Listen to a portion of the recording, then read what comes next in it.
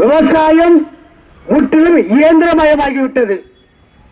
ஆகவே இந்த 100 நாள் வேலை மட்டும் இல்லை என்றால் கிராமப்புறத்தில் இருக்கக்கூடிய விவசாய கூலி தொழிலாளர்கள் ஆண்களும் பெண்களும் தன்னுடைய கிராமத்தில் அகதிகளாக மாறிவிடுவார்கள்.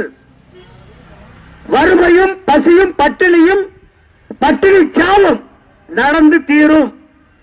இதை கவனத்தில் எடுத்துக்கொண்டுதான்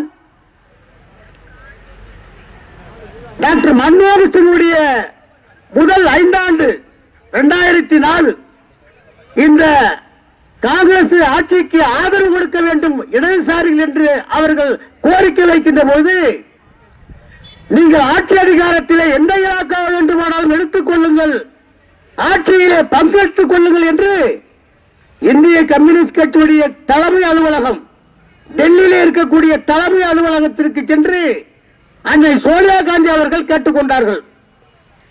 அன்னை சோனியா காந்தி அவர்களிடத்திலே நான் வைத்த கோரிக்கை, நாங்கள் ஆட்சி அதிகாரத்திலே பங்கேற்கவில்லை, நீங்கள் எந்த இலாக்கா கொடுத்தாலும் கொடுப்பதற்கு தயாராக இருக்கிறீர்கள், ஆனால் நாங்கள் சொல்லக்கூடிய கோரிக்கைகளை ஒரு குறைந்தபட்சம் இதை நிறைவேற்ற வேண்டும் என்று உருவாக்கப்பட்டதுதான் குறைந்தபட்ச பொது செயல் திட்டத்தின் மூலமாக கொண்டு வரப்பட்ட சட்டம்தான் மகாத்மா காந்தி தேசிய